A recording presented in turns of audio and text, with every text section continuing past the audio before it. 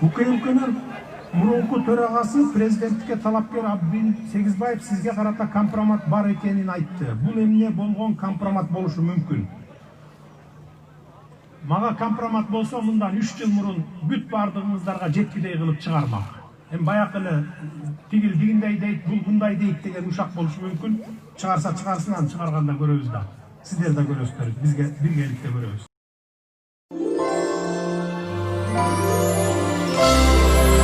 Республикасынын президенттигине талапкер Жапаров Сазыр Нуркожоевичке берилет. Урматтуу мекендештерим, кымбаттуу таластыктар, ар дайым касиеттүү талас жергесине келгенде жүрөк толкуткан кубаныч жана сыймыктануу сезими менен келем. Анткени талас жергеси кулаалы таптап куш кылган, курама жыйып журт кылган Айкөл Манас атабыздын ордосу турган жер. Манас дастанында талас жергеси бөтөнчө даңкталып, эркиндик, боштондук үчүн баскынчылар менен болгон айыгышкан күрөштөрдө элибиздин башын бириктирип, ынтымакташтырып келген Акбай кыргыз журтунун туу туткан ыйык мекени, рухий ордосу катары баяндалат.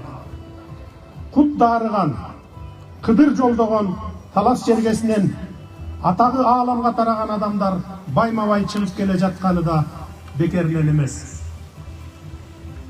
Дүйнөгө атагы чыккан жазуучубуз Чыңгыз Айтматовду мекен үчүн жанын аябай курман болгон эр жүрөк Чолпонбай Төлөбердиевди эчен деген таланттарды берген талас эзи.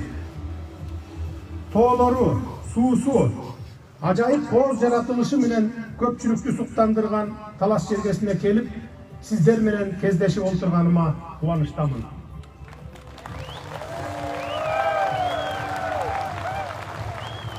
Биз ар дайым өткөнгө кылчайып, ата-бабаларыбыз калтырган насаат менен келечекке кадам таштоого тийишпиз. Кылымдарды карыткан тарыхыбызда кандай гана оор кырдаалдарга туш болдук. Бирок майышпадык, сынбадык. Кыйынчылыктар кыргызды чыйралтты.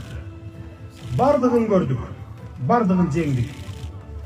Эч качан мүңкүрөп калбай, өткөнгө салават айтып, эркибизди чыңдап, биримдигибизди бекемдеп, келечекке ишеним, үмүт арттык. Адам баласындагы эң ыйык, эң аруу тилек мына ошол ишеним. Ишеништен кетпейли, ишеничти актайлы.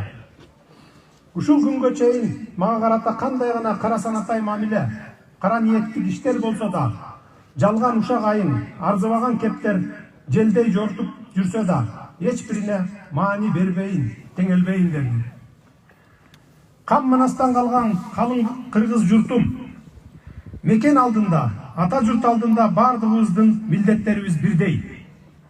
Талас эли эзелтен акыйкатты, калыстыкты сүйгөн, адилеттүүлүктү сүйгөн журт. Бүгүн мен сиздердин ишеничти, үмүттү актоо үчүн батаңыздарды сурап, сиздердин алдыңыздарга келдим.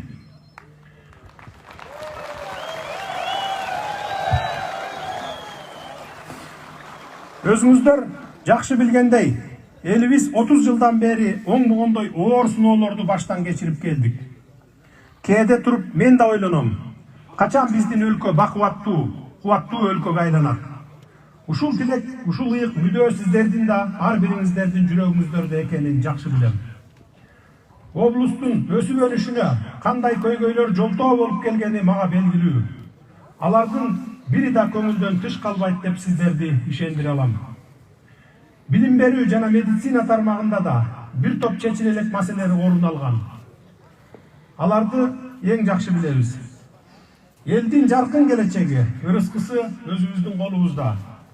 Эртеңки жаркын келечектин ээлери болгон урматтуу жаштар, силердин окуп, кесипке ээ болуп, өз өлкөңөрдө иштесем деген тилегиңерди жакшы билем.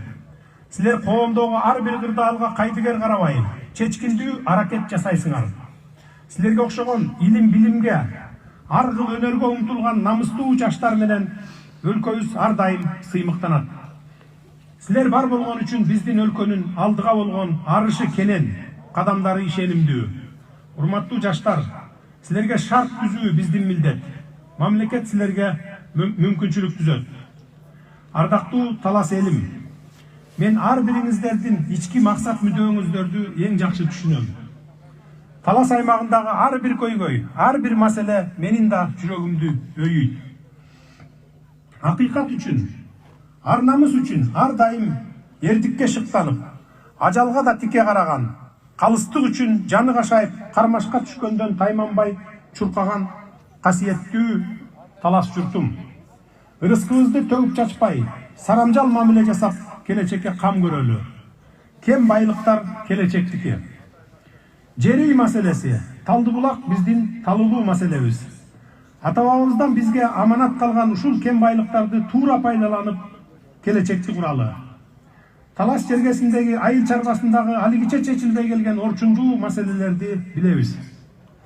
Таластагы дагы бир чоң маселе дыйканчылык жаатында. Төбө бурчак боюнча облустун эли бир канча жылдардан бери өз көйгөйлөрүн чече алышпай келди. Жыл бою талаадагы ак эмгектин акыбети кайтпай кыйналды. Төбө бурчактын баасы дыйкан толук өзүнө киреше түшө тургандай мамлекет тарабынан катуу көзөмөл жүргүзүлүп, дыйкандын эмгегин эч ким уурдабагыдай аракет жасайт. Талас облусунун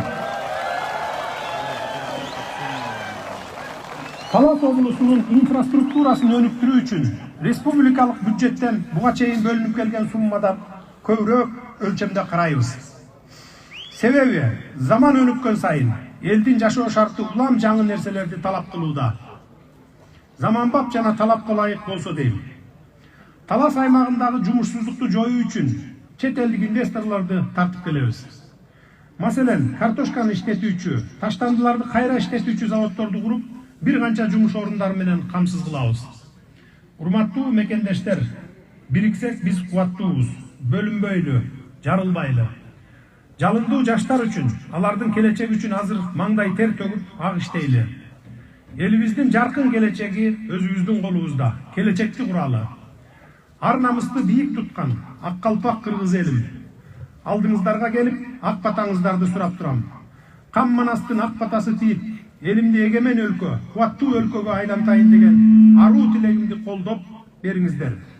Демек, кийинки кадам, кийинки чечим сиздердин колуңуздарда, урматтуу таластык тургундар. Рахмат колуңуздарга. Урматтуу туугандар, бардыгыбыз кол чаап коштоп турсак, азыр дүйнө жүзүндөгү пандемия болуп жаткандыгына карабастан, ушул сууукта ушунча Садыр Нуркожоевду колдоп бергениңиздерге өтө чоң ыраазычылыгыбызды билдиребиз. Башка жакта дагы ушундай эле жолугушуулардын болуп жаткандыгына байланыштуу Садыр Нуркожоевдин убактысын үнөмдөп, ак батасын берип узатып койсоңуздар. Анда бата берүү үчүн бул жакка Алымбеков Надырбек аксакалды, Кыргыз Республикасынын акыны. Суроо жооп жокпу? Суроолорду чогулткан жокпу эле. Суроо жоопторду. Урматтуу туугандар, бул жакта жана жазуу түрүндө берген суроолоруңуздарга азыр бул жерде өзү бир эки суроого жооп берет. Убакытка байланыштуу, башка жакта да жолугушуулар ушундай болуп жаткандыгына байланыштуу. Кечиресиздер.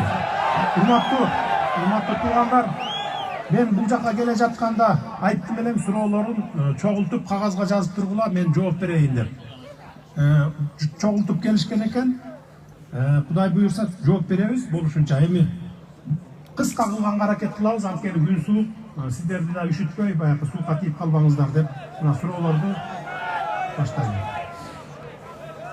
УКМКнын мурунку төрагасы президенттикке талапкер Абдин Сегизбаев сизге карата компромат бар экенин айтты. Бул эмне болгон компромат болушу мүмкүн? Мага компромат болсо, мындан 3 жыл мурун бүт бардыгыңыздарга жеткидей кылып чыгармак. Эми баягы эле тигил дигиндей дейт, бул мындай дейт деген ушак болушу мүмкүн. Чыгарса чыгарсын, аны чыгарганда көрөбүз да. Сиздер да көрөсүздөр, бизге биргеликте көрөбүз. Сиз мурун Курманбек Бакиевдер менен иштешкенсиз да, анын тушунда чоң кызматтарда иштедиңиз. Азыр алар сизди колдоп жана каржылап жатат деген кептер айтылып жатат. Ушуга жооп берип койсоңуз дейт. Бул карандай калп? мына Кудай карап турат. Ушунча элдин алдында туруп, мен Кудай алдында туруп айтып бере алам. Бир тыйын эч кимден мен алган жокмун, каржылаган жок.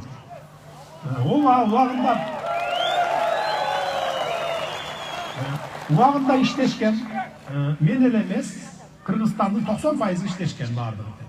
Бирок мен камчысын чаап, бир мамлекеттин же элдин кызыкчылыгына каршы келген мыйзамын колдоп берип, же болбосо бир башка бир өзүнүн жеке кызыкчылыгы үчүн бир маселелерин колдоп берген эмесмин. Мыйзам чегинде өзүмдүн милдетимди аткарып иштегенмин. Эми комиссар болуп иштеген, баягы кыргызда жакшы сөз бар. Атуулук су парасы курук деп коет го негизи. Ошондой должность болчу, эч кандай тергөө жок. Оперативдүү иштерди кыла албайсың, жөн гана компьютерде мониторинг кылып отура турган иш болчу. Бирок ошого карабастан бир топ соттордун, прокурорлордун, мэрлердин, акимдердин, губернаторлордун былык иштерин ачканбыз. Ал КТРдын архивинде турат азыркыга чейин, ошо видео отчетторубуз турат, жасаган иштерибиздин баары турат. Мыйзамыбызда жазылган. Бийлик бул эл өлкөнүн жетекчиси, өлкөнүн кожоюну пайда болгондо чечилет. Бизге ишеним пайда болгондо чечилет. Мен билип аткан чындык, мен билип аткан чындык азыр айтылбаса